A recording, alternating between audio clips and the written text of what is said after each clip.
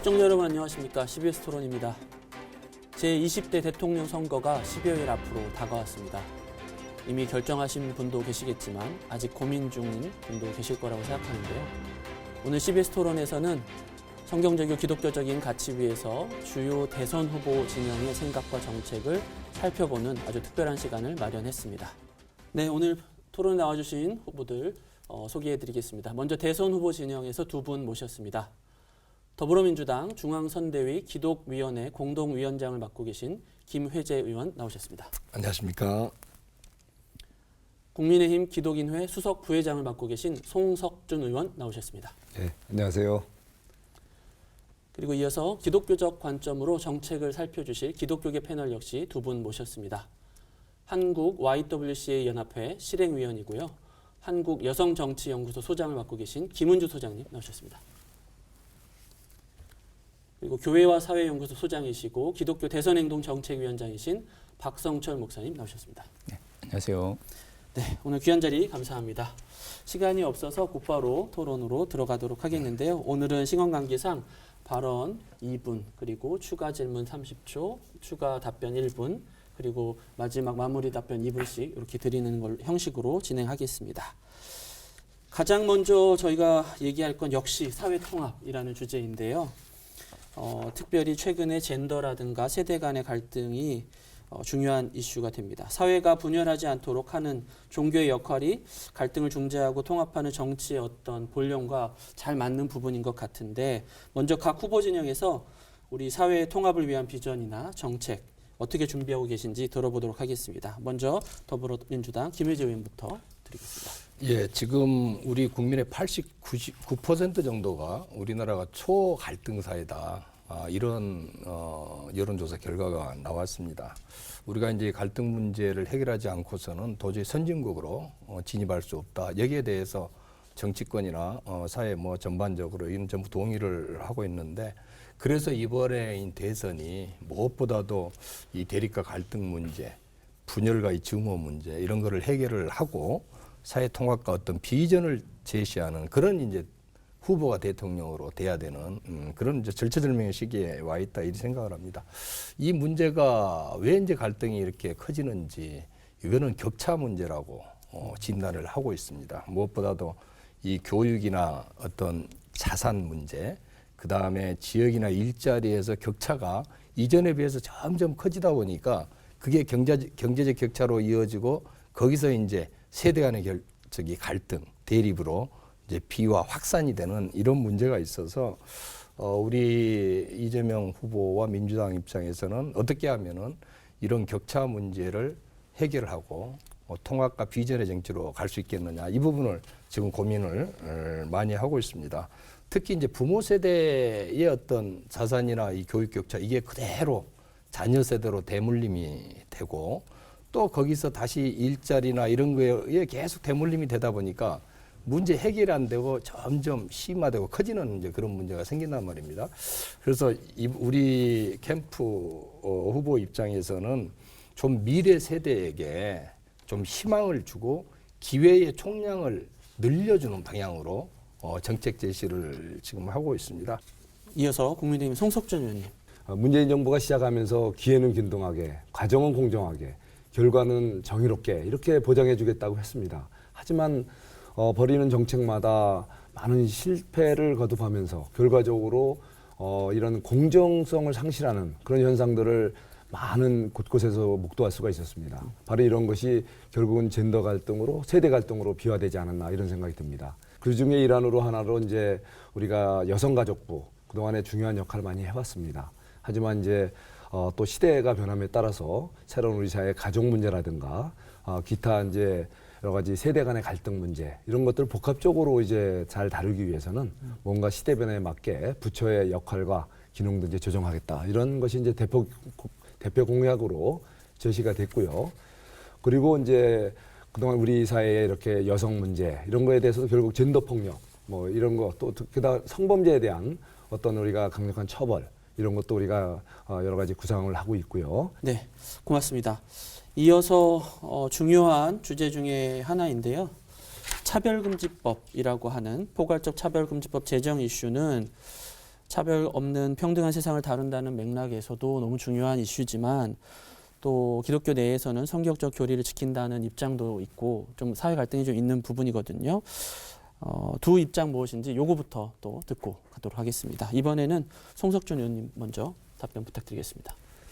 예, 우리 대한민국 사회는 헌법에서 보장하는 평등이 보장된 평등사회입니다. 예, 어떤 이유로든 평등은 보장돼야 됩니다. 뭐 장애든 연령이든 뭐 남녀간이든 근로 형태든 어떤 경우에든 평등이 보장되어야 하고 실제 이제 현재 각 개별법에서는 이런 부분들이 충분히 보장되어 있다고 생각을 합니다. 그런 의미에서 이런 소수자들에 대한 이제 평등 문제는 좀 더 사회적 합의를 거쳐서 신중하게 접근한 것이 어떻겠느냐. 이것이 우리 윤석열 후보님의 생각이고 그래서 국민들의 어떤 여러 가지 다양한 의견을 잘 조율해보고 또 시대 변화에 맞는 그런 어떤 방향을 찾아서 우리 사회적 실질적 평등 이런 장치를 마련하고 구현해 나가는 그런 노력이 우리 국민의힘 윤석열 후보의 뜻이다 이렇게 말씀드리고 싶습니다. 네, 예. 고맙습니다. 이어서 김혜지 의원님. 국가가 이 차별을 없애기 위해서 혼신의 노력을 다 해야 되고 모든 이제 국민들의 인권이 존중받아야 된다. 여기에 대해서는 아무도 이제 이의가 없습니다. 그런데 이제 우리나라는 지금 20개 가까운 개별적 차별금지법으로 그런 내용들을 보장을 하고 있죠. 그런데 이제 특히 성소수자, 그다음에 이런 분들에 대한 소수자에 대한 인권이 지금 차별을 받고 있다. 이게 제기가 되면서 인권위하고 그다음에 이제 일부 정의당 중심으로 해서 포괄적 차별금지법을 만들어야 되는 거 아니냐 이렇게 좀 주장을 하고 있습니다. 그런데 이 포괄적 차별금지법을 만들게 되면은 이게 이제 구체적인 사유나 영역 부분에 굉장히 지금 논란이 많습니다. 앞으로 무엇보다도 공론화가 필요하다. 사람들이 이걸 내용을 모르기 때문에 충분히 안 다음에 공론화를 거쳐서 사회적 합의를 이루고 모두가 만족할 수 있는 그런 포괄적 차별금지법을 만들어야 된다. 이게 우리 이재명 후보의 입장입니다. 한 가지만 더 짚고 넘어간 다음에 토론처럼 이어가겠는데요. 최근 이제 무속 정치 논란이라고 하죠. 신천지가 정치권에 개입했다라는 보도도 언론에서 나왔는데 사실 기독교 쪽에서는 굉장히 민감한 주제입니다. 기왕에 이제 양쪽 당에서 종교 특보로 자리를 해주셨으니까 저희가 여쭤보려고 하는데 종교의 조직적인 정치 개입이랄까 이런 부분에 대한 또 무속 논란이랄까 이런 부분에 대한 입장이 어떠신지 여쭤보려고 하는데요. 2분씩 답변 부탁드리겠습니다. 네, 김혜재 의원님입니다. 우리가 이제 이 선거가 있을 때마다 어떤 무속이라든지 신천지라든지 이런 문제는 조금씩은 있어 왔습니다. 그런데 이번 대선에서는 후보자 개인에 대한 그런 이제 문제가 제기되니까 국민들로 봐서는 너무 당혹스럽고 이거 정말 심각한 문제 아니냐 이렇게 이제 보는 시각들이 존재를 하고 있죠. 그 윤석열 후보 같은 경우는 이제 건진법사라든지 뭐 천공스승 뭐 듣지도 보지도 못한 이런 분들 얘기가 나오고 또 신천지가 집단적으로 조직적으로 개입을 해서 그 대선 후보를 만들고 대통령을 만들기 위해서 지금 개입을 하고 있다 이런 논란이 있지 않습니까? 그러니까 신천지는 이미 우리 기독교계나 그다음에 대법원에 의해서 반사회적 집단, 가정과 교회를 파괴하는 반사회적 집단이라고 이미 판단이 돼 있는 굉장히 문제가 있는 그런 집단인데 그런 집단의 도움을 받아서 만일 나중에 대통령이 된다고 했을 때 국가의 중요한 의사 결정, 정책 결정 이런 거를 할 때 거기에 믿고 따를 때 과연 우리나라의 안위, 그다음에 우리나라의 미래를 그런 분이 끌고 갈 수 있겠느냐 이런 우려가 굉장히 큽니다. 네, 의원님 드리겠습니다. 예, 뭐 윤석열 후보를 두고 뭐 무속과 신천지를 억지로 연결시키고자 하는 많은 또 노력들이 참 안타깝고 정말 답답하게만 느껴집니다. 네. 오히려 좀 애처롭기도 합니다. 사실 윤석열 후보가 어떤 분입니까? 이분은 철저한 법치주의자입니다. 헌법주의자죠. 자유민주주의와 우리 대한민국의 법치주의를 지키기 위해서 어떤 권력에 대해서도 당당히 맞서서 지금까지 오고 국민들이 그거를 주목해서 이렇게 대통령 후보로 국민들이 이렇게 불러왔고 키워온 그런 후보입니다. 바로 윤석열 후보야말로 무속에 의존하거나 신천지 같은 이렇게 지탄을 받는 일부 종교의 편향적인 세력에 기대는 그런 분이 절대 아니죠. 오로지 국민만 바라보고 국민들이 원하는 또 우리 대한민국 헌법이 정하는 법치주의에 입각해서 모든 것을 판단하고 또 우리 국가 시스템이 있지 않습니까? 이번에 신천지 논란, 우리 코로나 관련해서 이 부분에 대해서도 충분히 방역 당국과 협의해서 이런 정치적인 어떤 제스처가 아닌 그야말로 실질적인 방역을 뒷받침하기 위해서 방역 당국의 권고에 따라서 본인의 어떤 권력 이런 행사도 굉장히 자제하면서 이렇게 잘 대응해 왔는데 그것을 마치 신천지를 배려한 그런 조처다. 이것은 이미 그 토론 과정에서도 충분히 본인께서 해명을 해주셨지 않습니까? 자, 이번에는 기독교 패널 분들께 지금 3가지 주제에 대한 얘기 답변 이제 말씀 들었는데 추가 질문 이런 부분에 대해서 얘기를 들었으면 좋겠다 하는 부분이 있으면 30초 정도 말씀해 주시면 되겠는데요. 먼저 박성철 목사님부터 부탁드립니다. 대선이 이제 20대 대선이 이제 채 11도 남지 않은 상황 속에서는 구체적으로 이 젠더 갈등과 세대 갈등을 해결할 수 있는 정책과 법률의 문제가 필요하다고 생각을 합니다. 특히 성폭력과 젠더 폭력의 문제가 한국 사회의 이 젠더 갈등과 세대 갈등을 부추기고 있는데요. 이러한 그 성폭력과 젠더 폭력의 증가가 결국에는 사회적 갈등으로 이어지는 것이 현실이라고 생각을 합니다. 미국의 여성폭력 방지법과 같은 형태, 또 동일한 형태는 아니라 할지라도 성폭력 및 여성폭력의 가해자에 대한 법적 처벌을 강화하고 피해자를 보호하고 또 정의로운 회복을 위한 정책이 구체적인 정책이 이제는 나올 때가 되었다고 생각을 합니다. 구체적인 법률로서 각 당의 대선 후보들이 어떤 준비를 하고 있는지 이 시간 좀 들었으면 유권자들에게 선택을 하는 데서 도움이 되지 않을까 그런 생각을 해봅니다. 고맙습니다. 지금 조금 시간 쓰셨기 때문에 이따가 답변 때는 조금 줄여서 말씀 부탁드리겠습니다. 네, 소장님. 네. 두 분 말씀 매우 잘 들었습니다. 먼저 여성과 남성이 보다 평등한 세상을 살기 위해서는 정책과 제도 안에 있는 어떤 성별에 따른 차별과 불평등 그리고 성역할 고정관념들을 제거해야 됩니다.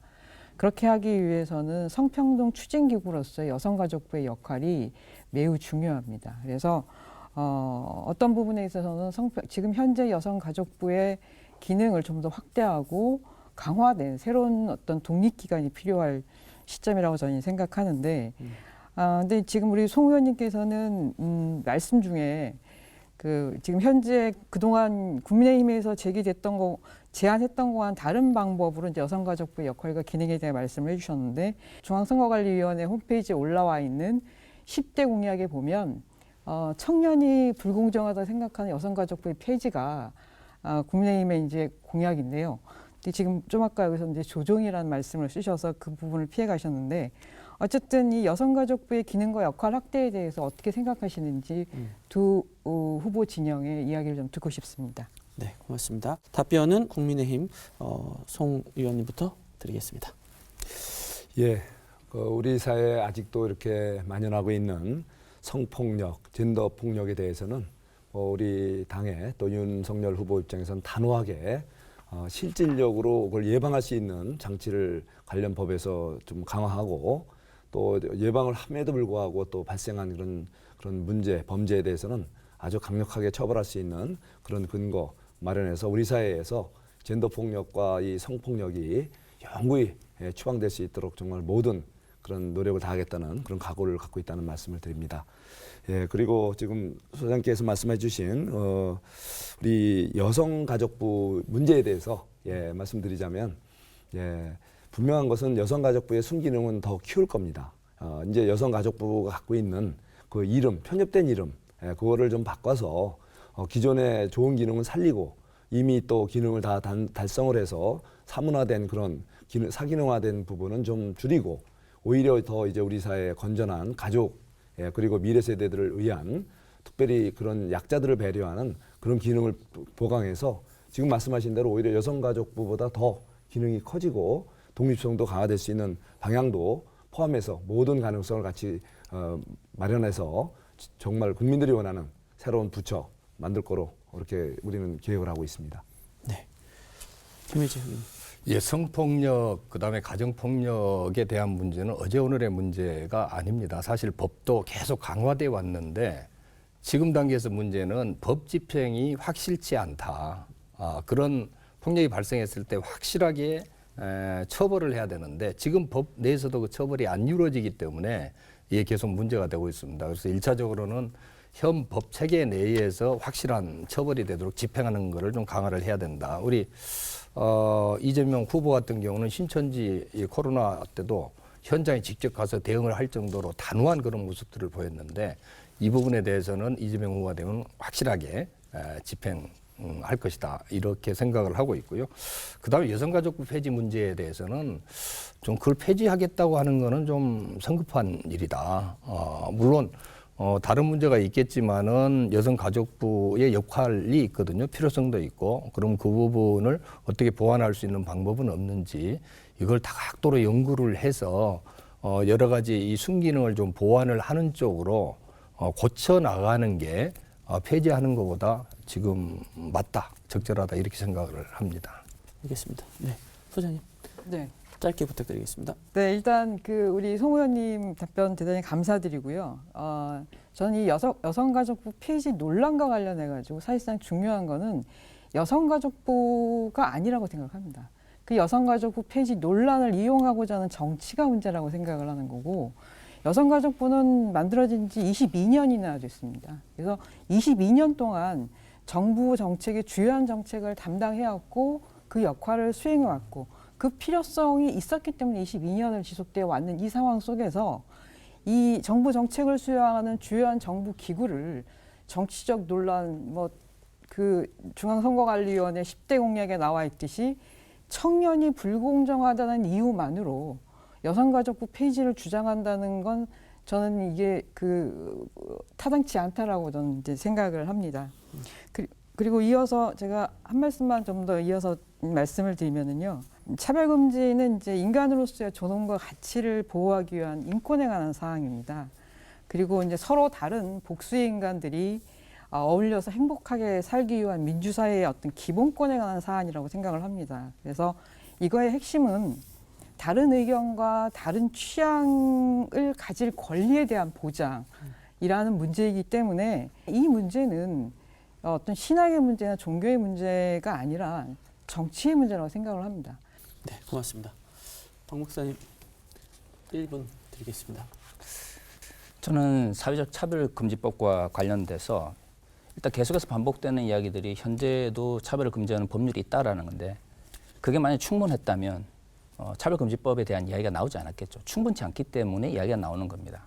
그러면 현재의 법률의 문제에 대해서 진지하게 고민하는 것이 저는 정치인들의 책임이지 이것에 대해서 이미 법이 있다라고 말하는 것은 책임을 다른 이들에게 미루는 것이라고 생각을 하고요. 사회적 합의의 문제는 글쎄요. 우리나라는 간접민주주의 체제죠. 사회적 합의를 통해서 모든 법률을 진행할 거면 직접민주주의로 가야죠. 정치인이나 국회의원들이 해야 되는 것은 어떤 것이 사회적 갈등을 없앨 수 있느냐를 위해서 고민하고 그것을 위해서 법률을 내는 것이라고 생각을 합니다. 두 번째 저희가 얘기해 볼 주제는 기후위기 관련한 주제인데요. 굉장히 중요한 주제이고 세계적으로도 이제 가장 관심이 많은 것이고 또 기독교인들에게는 또 창조 세계를 우리가 이제 보존해야 하는 어떤 사명을 맡았다라고 하는 의제인데 우선 2050 탄소 중립 정책을 문재인 정부에서 내놨는데 이런 부분을 이제 향후 어떻게 이어가실지에 대한 답변 발언을 2분 정도씩 부탁드리도록 하겠습니다. 먼저 김 의원님부터 부탁드립니다. 예, 지금 이제 기후 변화 문제가 단순히 환경 문제를 벗어나서 우리나라의 경제 문제, 그다음에 인류의 생존 문제라고 하는데 공감대가 이미 이제 형성이 되어 있습니다. 우리 문재인 정부에서도 2030 온실가스 40% 이제 감축까지 내놨는데요.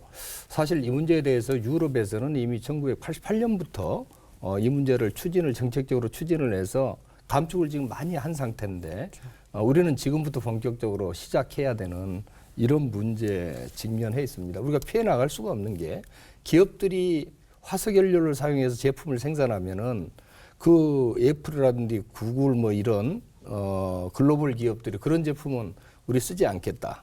탄소 국경세 도입 문제도 나오고 이러기 때문에 이제 피할 수가 없어서 정면으로 이 문제를 해결해 나가야 된다 이런 생각을 합니다. 우리 이재명 후보하고 우리 민주당 입장에서는 여하튼 재생에너지를 2030년까지 30% 이상으로 확대를 해서 이 탄소 중립 문제를 적극적으로 대응을 해 나가겠다.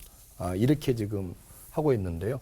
이게 이제 과연 가능하겠느냐 하는 거에 대한 의구심도 있고 그 관련해서 이제 원전 얘기도 나오고 이렇게 합니다만은 우리나라는 이제 이 굉장히 이 국토가 협소하고 이 온실가스 배출되는 곳이 좀 집중돼 있는 곳이 많습니다. 국가산단, 특히 여수 같은 경우 화학산단, 광양만의 제철 산단, 이 집중돼 있는 이런 곳이 많기 때문에 그런 곳을 집중적으로 선택을 해서 좀 기후변화 특구를 만들고 집중적으로 예산 지원, 정책 지원 이런 걸 통해서 모델을 만들고 그거를 전국적으로 확산시켜 나가서 오히려 우리나라가 좀 기후변화에 다른 나라들보다 먼저 이끌어가는 선도국가로 가는 게 지금 좋겠다고 생각을 하고 그런 부분이 우리 후보의 정책에 반영돼 있습니다. 네, 고맙습니다. 네, 송 의원님. 어떤 계획과 어떤 정책을 갖고 계신지 말씀 부탁드리겠습니다. 우리 대한민국은 그동안에 과학기술 발전이나 여러 가지 우수한 인재 양성 충분히 이루어졌습니다. 기술도 축적됐습니다. 그래서 이제는 우리가 소극적으로 선진국을 배우고 베끼는 단계를 이제 벗어났습니다. 우리가 만든 표준이 세계의 표준이 되고 우리가 이제 가장 모범적인 기후 변화 위기를 극복하고 또 탄소 중립을 실천하는 주역이 전 될 수 있다고 저는 생각을 합니다.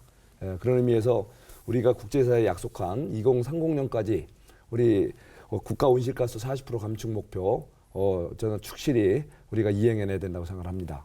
그러기 위해서는 이제 우리 각 부문에서 이미 이제 그 실천 방안이 만들어져 있지만 이 과정에서 대신 기업들이 이렇게 위축되지 않고 또 모두가 자발적으로 참여할 수 있게끔 여러 가지 세제 인센티브라든가 또 필요할 때는 또 연구개발 지원 여러 가지 국가가 해야 될 역할은 국가가 충실히 이행을 하고 기업들이 자발적으로 참여하면서 그것을 오히려 이제 새로운 경쟁력, 국가 경쟁력으로 새로운 그 온실 그 가스 감축 기술을 우리가 적극 이제 세계에 어떤 그 수출하고 그런 것들을 이제 우리가 뭔가 선도하는 그런 시대를 우리가 맞았으면 좋겠습니다. 바로 이러한 역할에 윤석열 후보 아주 미래지향적인 한국의 그 과학기술 그리고 이 데이터에 기반한 과학적인 그 탄소의 저감 또 탄소 중립 방안을 적극적으로 이제 만들어낼 것입니다.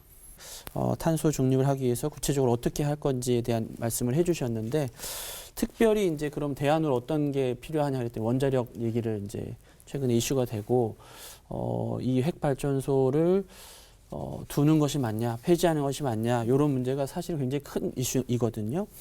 여기에 대해서 뭐 예를 들면 유럽에서는 이제 그린 텍소노미라고 해가지고 이거 원자력도 그린 산업이다, 에너지다라고 하기도 하는 것 같아요. 이런 부분에 대한 논란이 많은 분들이 좀 관심이 있을 것 같은데 어떻게 생각하시는지 그것만 좀 짧게 말씀 부탁드리겠습니다. 먼저 송 의원님부터 하겠습니다. 네. 예. 그 문재인 정부가 시작이 되면서 원전하면은 마치 우리 영화에서 나왔듯이 또 후쿠시마 방사능 누출 사고 이거를 연상시키면서 굉장히 국민들에게 공포감을 줬죠. 그래서 뭐 핵발전소라고 하면서 굉장히 위험한 그 에너지원으로 우리가 그 보고서 신재생 에너지로 대체하겠다 그래서 과감한 목표를 설정했지만 지금 5년이 지난 지금 현실은 뭡니까? 예, 결국은 이 원자력을 갑자기 스톱시키고 이렇게 감축시키면서 결국 국민들의 그 에너지 그 비용을 급격히 상승시켜서 산업 경쟁력을 떨어뜨리고 특히 신재생 에너지를 개발한다고 하면서 전국을 갖다가 태양광으로 뒤덮다가 예, 그야말로 우리 그 자연을 파괴하고 오히려 이게 오히려 지금 또 다른 외국에서도 그런 신재생 에너지 노력이 번번이 기후의 여러 가지 이상 상황에 따라서 계획된 에너지 확보를 못해서 결국은 다시는 오히려 그 석탄 에너지, 화석 에너지 사용이 늘으면서 오히려 환경은 더 악화되고 비용은 늘어나는 굉장히 모순적인 형태가 벌어졌지 않습니까?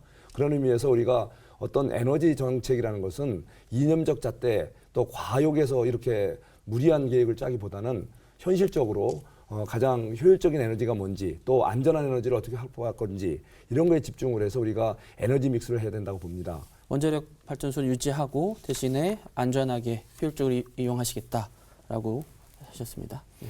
원자력 발전을 어떻게 할 건지 이 부분이 사실 우리 이재명 후보하고 윤석열 후보의 가장 큰 차별화되는 그런 정책입니다. 지금 우리 이재명 후보는 여하튼 세계적인 추세가 원자력 줄이고 신재생 에너지를 늘려서 탄소 중립으로 가는 방향이기 때문에 거기에 맞춰서 지금 가려고 합니다. 그래서 2030 온실가스 40% 감축 여기에도 원자력은 그대로 유지를 하고 신재생 에너지를 지금보다 훨씬 늘려서 점차적으로 원자력을 이제 폐지하는 쪽으로. 근데 그것도 2085년 정도 돼야 폐지하는 거지 당장 하는 거 아니거든요. 그런데 윤석열 후보 측에서는 원자력을 2030년에 30%로 늘리겠다. 지금 23%밖에 안 되는 거를 30%로 더 늘려서 지금 원자력 위주로 가겠다는 그런 정책을 제시하고 있는데 이거 굉장히 위험하죠. 왜냐하면은 30%로 늘리려면은 원자력을 6기 정도를 더 지금 새로 지어야 됩니다. 근데 우리가 원자력 발전소 건립할 때마다 사회적 갈등도 많이 제기가 되고 있고 사용 후에 핵폐기 연료 이거를 처리를 어떻게 할 건지 결정을 못 해가지고 이렇게 하고 있는데 새로운 대립과 갈등을 야기하고 세계가 가는 에너지 이 정책 방향하고 완전히 역행해서 나중에 가다가 이게 잘못되면은 그때는 이미 우리는 이 기후변화에 정말 좀 망할 수밖에 없는 지금 그런 상황입니다. 자, 기후환경 문제에 대해서 우리 기독교 패널분들에게 시간 드리겠습니다. 추가로 묻고 싶은 질문 있으시면 짧게 먼저 물으시고 이따가 발언해 주시면 되겠는데요. 김은주 소장님 먼저. 네, 두 분 말씀 잘 들었습니다. 이렇게 국내에서 일어나는 잦은 원전 사고뿐만 아니라 우리나라가 세계 1위 원전 밀집도라는 걸 감안한다면 우리도 안전하진 않습니다. 그런데 특히 지금 해양을 공유하고 있는 이제 일본이 그 방사성이 오염된 해양 방류를 지금 추진하고 있는 상황이어서 이런 어떤 방사성 피폭이라는 문제가 그로부터 국민의 건강권 보호라는 문제가 시급하게 제기되고 있는데요. 두 후보께서는 이 문제에 대해서 어떻게 대응하고 해결하실 건지 그 의견을 말씀해 주시기 바랍니다. 네. 방사성 피폭에 대한 문제, 해외 방류 말씀하셨습니다. 네, 박 목사님. 지금 이제 EU 집행위에서 녹색 분류 체계, 그린 텍소노미라고 하는데요. 이걸 이제 원전을 포함시켰다는 이야기가 알려지고 있는데 문제는 EU 집행위에서는 두 가지 조건을 전제로 이 녹색 분류 체계를 인정한 겁니다. 첫 번째는 2050년까지 고준위 방사성 폐기물 처분장을 확보해야 된다. 둘째는 2025년까지 건설되는 원전과 수명을 연장하는 원전에 대해서는 사고 저항성 핵 원료를 적용해야 된다라고 했습니다. 지금 현재 원전을 긍정적으로 이야기하는 사람들은 이 두 부분은 빼놓고 조건은 빼놓고 결과만을 이야기하는데 이것은 엄격히 말해서 공론에 대한 왜곡이라고 생각을 하고요. 한국은 아직 두 개 다 준비되어 있지 않습니다. 이것은 결국은 원전 중심으로 가겠다는 이야기로밖에는 들리지 않는데요. 각 정당 대선 후보들이 가지고 있는 대안적 정책에 대해서 좀 듣고 싶습니다. 네, 이에 대한 답변 듣도록 하겠습니다. 예, 우리 김웅영 소장님 말씀하신 방사선 피폭하고 해상 방류 문제 이거 정말 심각한 문제 아닙니까? 아무리 안전하게 만든다고 해도 어떤 일이 어떻게 일어날지 모르는 상황이기 때문에 우리 미래 세대를 위해서 정말 안전한 방향으로 정책 추진을 해야 된다. 시간이 걸리더라도. 그리고 우리만 그렇게 하는 게 아니고 전 세계가 지금 그렇게 가고 있기 때문에 보조를 맞춰야지 우리가 동떨어진 다른 쪽으로 가다 보면은 완전히 정말 위기에 봉착할 수밖에 없다. 이런 생각을 하고요. 이런 부분은 더 원전 감전 정책을 펴면서 이런 부분까지 같이 어울려서 지금 가겠다. 그런 말씀을 드립니다. 예. 그 후쿠시마 원전 방사능물질 유출 이거는 잘 우리가 국민들 우려가 해소되게끔 노력이 필요합니다. 이거는 우리가 주장만 해서 될 문제가 아니고요. 이것을 구현해내기 위해서는 외교 협력 적극 해야 됩니다. 지금 문재인 정부 들어와서 한일 관계 최악으로 만들어놨지 않습니까? 그러니까 국민들 우려하는데 방법이 없어요. 이런 식으로 외교 관계가 최악의 상황에서 우리가 효율적으로 이 기후변화 대응이라든가 에너지 문제는 우리만의 대답으로 절대 해결이 안 됩니다. 국제 협력이 절대적으로 중요한 사항입니다. 원자력 문제도 그렇고 또 이런 핵폐기물 처리 문제도 그렇고 그래서 이거는 외교 관계의 정상화가 정말 시급하다. 이럴 때 우리는 차분하게 원자력의 안전성을 확보를 하고 또 핵폐기물의 안전한 어떤 처분 방안을 그런 과학적으로 또 국제협력을 통해서 제대로 마련하는 게 중요하다고 생각합니다. 한편으로는 또 신재생 에너지를 효율적으로 개발하고 활용할 수 있는 방안도 당연히 또 우리가 노력해야 됩니다. 박 목사님 먼저 여기 두 분 답변에 대해서 말씀해 주시기 바랍니다. 진정 탄소 제로 사회를 위해서 노력하기를 원한다면 당연히 탄소 중심 사업에 대해서 제재를 가할 수 있는 법률이 있어야 되죠. 지금 원자력 이야기 나오고 신재생 에너지 이야기 나오지만 실질적으로 어려움을 겪고 있는 것은 뭐냐면 거기에 참여하지 않는 기업들에 대한 제재가 제대로 이루어지지 않고 있기 때문입니다. 저는 뭐 신재생 에너지든 아니면 원전 정책이든 간에 진정한 형태의 기후 위기를 벗어나기를 원하는 마음이 있다면 이것을 지키지 않는 기업이라든가 아니면 집단들에 대해서 법률적인 형태로 제재를 가할 수 있는 그런 제도와 법률이 마련돼야 된다고 생각을 하고요. 그것이 없이 신재생 에너지의 문제, 원전의 문제 혹은 기후 위기의 문제를 이야기하는 것은 저는 현실성이 없다고 생각을 합니다. 현실적인 측면에서 당장은 핵발전에 의존할 수밖에 없는 부분들이 있지만 그렇지만 핵발전이 기후 위기의 대안이 될 수는 없다는 걸 명확히 인식을 해야 될 필요가 있다라고 생각을 합니다. 따라서 핵발전 폐쇄라든가 신구 핵발전소 건설 계획을 폐지한다는 등 탈핵을 기본으로 한 에너지 정책의 로드맵을 이건 두 후보 진영에서 나오신 두 의원님께서 계속 말씀하시는 것처럼 이건 정파를 초월해서 합의를 이끌어내서 추진해야 할 정책인 것 같습니다. 네, 고맙습니다. 다음 주제로 넘어가겠습니다. 이제 평화 안보 부분으로 들어가야 되는데요. 평화 통일은 뭐 모든 국민이 염원하는 것이지만 기독교인들에게는 더욱더 어떤 소명으로 이렇게 여기고 있는데요. 하지만 현실이 굉장히 좀 어려워 보이는 시점인 것 같아요. 이 부분에 대해서는. 이런 부분에 대해서 어떻게 남북관계를 개선할 것인지 통일이라든지 한반도 평화에 대한 계획이랄지 최근에 뭐 안보 문제도 있었고 종전선언 관련한 것도 있고 그런 부분들을 좀 말씀을 부탁드리겠습니다. 먼저 송 의원님부터 2분 부탁드리겠습니다. 예, 분단의 극복과 우리 한반도의 남북의 평화적 통일은 우리의 정말 가장 중요하고도 시급한 절체절명의 과제입니다. 예, 이를 위해서는 우리가 과연 어떻게 이 문제를 해결할 수 있는지에 대한 정말 제대로 된 해법을 찾아야 합니다. 막연한 어떤 그 도구마에 갇혀서 이념적인 어떤 이런 그 편향된 시각에서 무조건 접근해서는 한계가 있다고 생각합니다. 그것을 바로 문재인 정부 5년이 보여줬다고 생각을 합니다. 우리에게 돌아온 것은 지금 남북연락사무소의 폭파, 예, 그리고 연이은 미사일 개발, 우리 서해 표류하던 공무원 사살 소해 사건, 정말 끔찍한 일들이 우리가 그렇게 퍼주고자 했던, 그렇게 대화를 갈구했던 북한에 의해서 저질러진 소행입니다. 이 현실, 바로 이 문재인 정부가 외교안보 정책 잘못 접근하고 해법을 제시했기 때문입니다. 진정한 남북 통일 그리고 주변과의 관계 개선을 위해서는 그 해법에 맞는 제대로 된 그 방정식을 만들어야 됩니다. 이것은 바로 고차 방정식을 만들어야 됩니다. 바로 남북 관계는 거기서만 이루어지는 것이 아니라 주변 우방국들과의 관계, 정상화, 그리고 협력 이런 속에서 우리가 든든한 안보 강화, 바로 우리 내부의 안보가 제대로 확보되지 않은 상태에서 어떻게 북한하고 협상이 되겠습니까? 북한은 이미 핵 개발하고 투발 수단 완성했다고 합니다. 우리가 그 그늘에 들어가겠습니까? 해구산에 들어가겠습니까? 바로 우리의 안보 강화는 진정한 남북 교류 협력 그리고 통일을 위한 전제 조건입니다. 우리의 든든한 안보 태세 강화, 안보 여러 가지 국방력을 갖추는 것, 이것은 바로 진정한 남북 한반도 평화의 기본입니다. 네, 고맙습니다. 외교적인 노력, 우방국과 협력, 그리고 안보 강화 말씀해 주셨습니다. 네, 의원님. 예, 한반도 평화 정착과 남북 간의 이제 공동 번영, 이거는 사실 뭐 문재인 정부뿐만이 아니고 역대 정부가 계속 추구해 왔던 최고의 가치죠.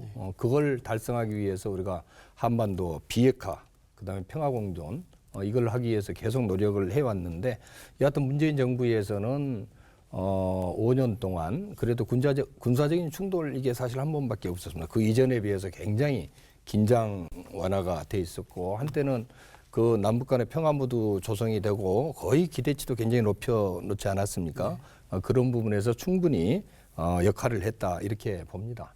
최근에 이제 윤석열 후보가 선제 타격론을 얘기를 하고 사드 배치 얘기를 했습니다. 과연 이런 얘기를 하는 것들이 우리나라 안보나 이 평화 공존 문제에 어떤 도움이 될지 이 부분에 대해서는 심각한 우려를 표시하는 국민들이 굉장히 많습니다. 잘 아시겠지만은 이제 킬체인이라고 하는 게 물론 있지요. 근데 킬체인이라고 하는 거는 핵 공격이 뭐 임박했거나 아니면 대량 살상 무기 공격이 임박했을 때 그때 작동되는 거고 얘기를 안 해도 자동적으로 작동이 되는데 지금 이런 상황에서 선제 타격하겠다 이리 되면은 독재국가나 이런 데서는 이 독재자들은 막 겁주려고 그렇게 뭐 얘기를 해요. 근데 어린애들이 서로 싸우겠다 한 대 때리겠다 얘기하다가 진짜 서로 싸움이 일어나는 경우도 있습니다. 그래서 우리나라의 미래를 지금 끌고 갈 정치 지도자, 특히 대통령은 이런 부분에 대해서 안보 문제에 대해서 정말 신중하고 잘 대처를 해야 된다 이런 생각을 하고요. 이 북핵 문제가 이제 굉장히 중요한데 사실상 일괄 타결이 어렵다고 하는 부분은 하노이 회담에서 입증이 됐지 않습니까? 그렇기 때문에 상호 동시 행동 원칙 하에서 단계적으로 추진되는 그런 스냅백 방식 이런 방식을 좀 추구를 해야 되고 남북 간의 동의를 받을 수 있고 또 북미하고도 협상이 되는 이런 방법을 국제적 공조를 취하면서 우리가 나가야 된다. 이재명 정부는 그렇게 할 것이라고 하는 점을 말씀드립니다. 우리 기독교 패널 분께 추가 질문할 기회 드리겠습니다. 우리 박성철 목사님 먼저 질문하실 거 있으면 부탁드리겠습니다. 독일 같은 경우 또 동독과 서독의 관계가 굉장히 안 좋을 때도 독일 교회연합회죠. 에카데를 중심으로 디아코니아를 통해서 인도적 지원의 부분은 계속해서 진행을 했습니다. 지금 우리는 정책 관계에 따라서 인도적 지원의 부분이 되기도 하고 안 되기도 하는데요. 다음 대통령이 되실 분은 뭐 어려운 가운데 있다는 걸 알고 있지만 최소한 북한에 대한 인도적 차원의 지원은 가능할 수 있도록 뭐 법제화를 해주거나 아니면 그와 관련된 대안을 주시면 좋을 것 같습니다. 혹시 그와 관련돼서 지금 각 당의 어떤 대선 후보들이 가지고 있는 정책이 있는지 좀 묻고 싶습니다. 네. 상황에 이제 상관없이 꾸준한 인도적 지원이 필요하다 말씀해 주셨고 거기에 대한 입장 물으셨습니다. 네, 저 소장님. 여성 평화 안보에 관한 유엔 안전보장이사회 결의문 1325가 있습니다. 아시죠, 두 의원님? 그래서 이 1325는 평화 구축 과정에서의 여성의 참여와 역할을 강조하고 있습니다. 그래서 성의적 관점의 어떤 남북 인도적 지원이라든가 개발 협력 같은 것들이 이제 필요한 시점이라고 봅니다. 그리고 평화 통일 관련된 주요한 정책 과정에 여성들의 참여와 역할이 강조하고 있는데요. 그런데 현재 지금 그 평화 통일 관련된 공공기구에 보면 사실상 주요한 결정 라인에서는 여성의 참여가 여성의 얼굴이 보이지 않습니다. 그래서 이러한 문제를 일단 해결하기 위해서는 통일 관련 업무, 평화 통일 관련된 업무의 전담 부처인 통일부 안에 유엔 1325 결의안에서 제안한 국가 행동 계획을 추진할 수 있는 여성 평화 안보와 관련된 부서를 조직을 설치할 필요가 있다라고 생각을 하는데요. 이에 대해서 두 의원님께서는 어떻게 생각하시는지 의견을 듣고 싶습니다. 여성 인력과 참여에 대한 부분 말씀해 주셨습니다. 먼저 김혜재 의원님부터 답변 부탁드리겠습니다. 예, 우리 박 목사님 말씀하신 이제 구체적인 좀 대북 정책에 대해서 우리 이재명 후보와 민주당 측에서는 4가지 원칙을 좀 견지하고 있습니다. 첫째는 대화와 억제를 통한 한반도 비핵화와 평화 공존을 구축하겠다. 이 확고한 원칙을 가지고 있고요. 두 번째는 이 남북 협력이 남한과 북한에 모두 이익이 되는 방향으로 하겠다. 그 다음에 세 번째로 아까 목사님 말씀하신 포괄적인 대북 인도주의 협력 이거는 적극 추진하겠다. 그리고 넷째는 품격 있는 남북 대화를 추구하겠다. 이런 4가지 원칙을 가지고 있겠다는 말씀을 드리고요. 남북 합의에 이제 철저한 준수 뭐 이거는 하되 일방적인 위반이나 파기가 있을 경우는 거기에 따른 또 강력한 대응 이거를 병행하겠다는 말씀을 드립니다. 이제 여성 참여 부분은 굉장히 좋은 제안을 해주신 것 같습니다. 지금 우리 후보 측에서 여성의 이 참여 부분은 지속적으로 강조를 하고 있고 우리 민주당 자체가 사실 그런 정책을 꾸준히 펼치고 있습니다만은 평화 구축 관련된 그 부분에 조금 좀 소홀한 측면이 있었던 거 아닌가 듣고 보니 그런 생각이 듭니다. 이 부분이 정책에 반영이 되도록 우리 후보 캠프에 전달을 하겠다는 말씀 드리겠습니다. 네, 고맙습니다. 네, 송 의원님. 북한의 그 핵 개발, 미사일 개발, 그래서 지금은 사실 한반도의 그 전력의 사실 비대칭화가 심해졌습니다. 불균형도 심해졌습니다. 바로 여기에 대응할 만한 우리의 균형 잡힌 안보 시스템 강화, 국방력 강화는 아주 지금도 시급한 과제라고 생각을 합니다. 예. 다만 남북 관계의 어떤 그 정말 가공할 만한 이런 무기 체계가 충돌하는 일은 절대 있어서는 안 됩니다. 예, 그걸 막기 위해서라도 우리가 국방력을 충분히 갖고 있어야 된다. 이런 그 현실적인 어떤 필요성이 있고요. 이제 그거를 힘의 균형을 통해서 이제는 우리가 무엇보다도 남북 교류 협력을 통한 우리 남북 관계의 정상화, 남북 관계의 그 개선을 도모해야 된다고 생각을 합니다. 그 과정에서 당연히 인도적 지원은 가장 중요하고도 현실적으로 그동안 또 우리가 해왔던 그래서 인도적 지원을 정상적으로 재개할 수 있도록 그동안의 형식적인 남북 대화가 아니고 보여주기식 남북 대화가 아니고 실질적으로 서로의 입장을 존중하면서 서로가 양보하면서 우리가 한 단계 한 단계 나아갈 수 있는 실질적인 남북 교류 협력 그리고 남북 관계 개선이 절실히 요청된다고 보고요. 바로 윤석열 여러분은 거기에 역점을 둘 것입니다. 그리고 지금 김 소장님께서 말씀하신 우리 통일 과정에서 여성의 역할, 저는 정말 아주 좋은 제안이시고 당연히 우리가 가야 될 방향이라고 봅니다. 당연히 어떤 군사적 긴장이 없고 화해 무드일 때는 인도적 지원 다 할 수 있는데 제가 이해한 바로는 박 목사님은 그런 상황이 됐을 때 외교적으로 풀 수 없으면 어떤 교회라든가 시민단체라도 그런 게 이어져야 그런 끈이 되는 건데 대화의 끈이 이어지는 건데 뭐가 우선이 되느냐. 그거에 상관하지 않고 이런 인도적 지원을 하도록 어떤 법적인 조건이 가능하냐. 이렇게 질문하신 걸로 같은데 짧게 의지를 좀 답변을 부탁드리겠습니다. 어떠신가요? 네, 남북 간의 지금 대화 협력 문제가 좀 교착 상태에 있는 상황에서 과연 이대로 지속되는 게 좋은 거냐. 이런 부분에 대해서 문제 제기를 많이 하고 우리 민주당 내의 국회의원들 사이에서도 인도적 지원은 좀 풀어야 된다. 그런 지금 얘기들을 많이 하고 실질적으로 그런 시도를 하기 위한 노력들도 있습니다. 예, 저도 전적으로 공감합니다. 특히 그 남북 교류 인도적 지원 과정에서 우리 종교단체 역할, 그중에서 특히 우리 크리스찬들의 역할은 정말 그동안에 중요했었고 앞으로 훨씬 더 중요해져야 된다고 생각을 합니다. 네, 두 후보 진영 말씀 들으셨는데 어떻게 들으셨나요? 김은주 선생님. 거대한 어떤 정상회담 이런 것도 상당히 중요한데요. 이렇게 작은 물결들이 필요합니다. 작은 만남들이 필요하고 그래서 그렇기 위해서는 근데 지금 이제 두 후보님의 공약을 제가 쭉 찾아보면 사실상 어떤 체제나 무슨 체제 대결이나 경쟁 그다음에 안보 이런 부분들 상당히 중요하고 하지만 그 부분에 너무 역점을 주다 보니까 이렇게 남북한 주민들의 어떤 삶의 생활 양식을 바꾸거나 삶의 질을 제고시키는 부분에 대한 사실상 공약이 많이 없었다는 게 상당히 안타깝고 그래서 이제 제가 아까 우리 그 사회자님께도 그런 말씀을 하셨는데 지금 현 시점은 과감한 어떤 결단 같은 게 필요한 것 같아요. 네, 고맙습니다. 네, 박 목사님. 20세기의 남북 문제는 민족이라고 하는 이념이 많이 작용을 했습니다. 하지만 21세기는 좀 많이 달라졌지 않습니까? 지금은 국가 차원에서나 정부 차원에서 대립이 있거나 아니면 외교 문제 차원에서 이게 잘 이루어지지 않으면 전반적인 남북 교류라든가 인도적 지원이라든가 대화가 멈춰져 있게 되어 있는 현실입니다. 왜냐하면 남북 정책에 있어서의 통일성도 분명히 중요합니다만은 그만큼 지금까지 우리 한국 사회가 가지고 있는 대북 정책이라는 것이 지나치게 획일화되어 있다라는 것으로 또 볼 수가 있는 것이죠. 누가 대통령이 되든 남북 문제에 있어서는 새로운 정부 하에서는 다차원적인 형태의 남북 교류나 남북 대화, 그다음에 남북 정책이 이루어질 수 있는 정책적 공약이 발표돼야 된다고 생각을 합니다. 우리 긴 시간이 됐는데 이제 더 많은 주제를 다루지 못해서 아쉽지만 마지막으로 마무리 발언 듣겠습니다. 한국교회와 교인들에게 전하고 싶은 말씀이 있으시면 부탁드리겠는데 가능한 한 1분 안에 부탁드리겠습니다. 우리 국민의힘 송석준 의원님부터 하시겠습니다.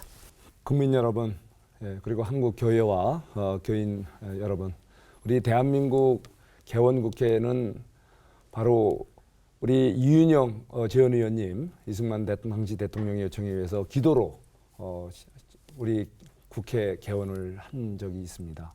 바로 대한민국의 역사는 바로 우리 크리스찬들의 소망, 기도로 열린 우리 대한민국의 시작이었습니다.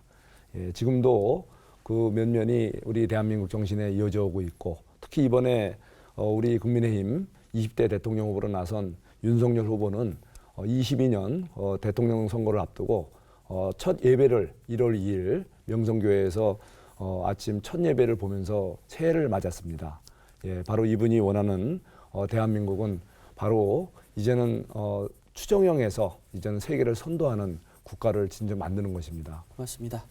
더불어민주당 김혜재 의원님 마지막. 3월 9일 대선이 있는데요.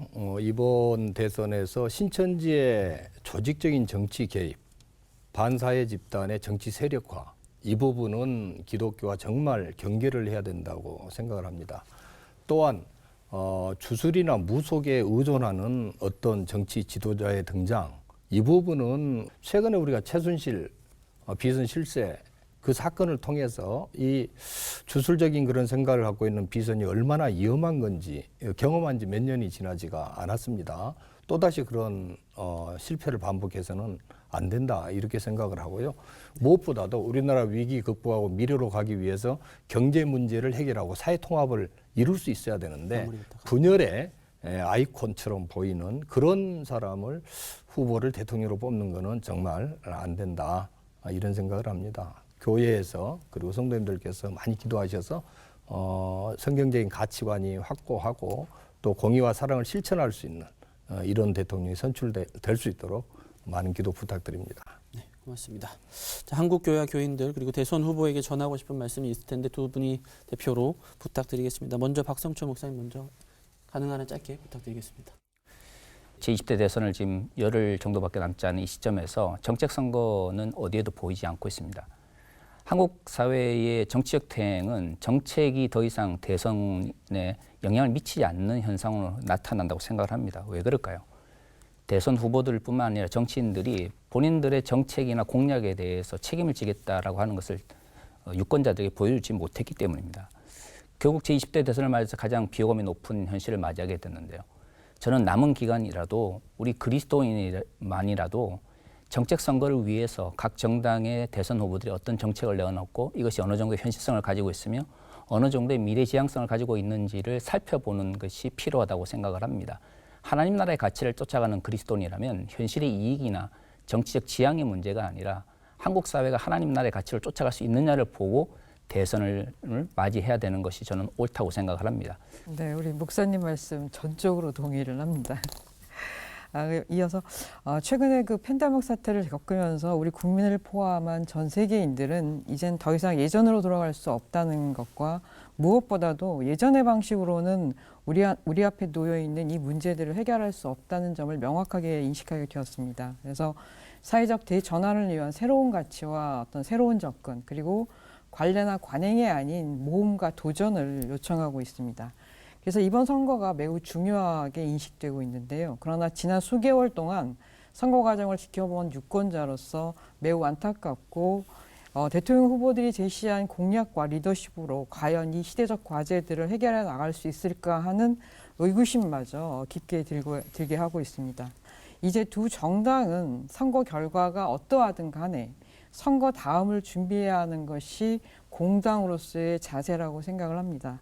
따라서 두 정당은 성평등은 민주주의의 핵심 가치이며 새로운 사회적 대전환을 이끌어갈 나침판이 될 것이라는 점을 명확히 인식해야 되고 그거에 근거한 사회 갈등과 사회 통합 정책들을 추진해 나가야 될 것이라고 생각을 합니다. 감사합니다. 네, 고맙습니다. 다가올 대선에서는 진지한 관심과 고민을 바탕으로 소중한 한 표를 행사하는 것, 한 명의 시민이자 그리스도인으로서 우리 모두의 의무일 것입니다. 오늘 토론의 내용이 시청자 여러분의 판단에 작게나마 도움이 되었기를 바라면서 오늘 CBS 토론 여기서 마치겠습니다. 시청해 주셔서 고맙습니다.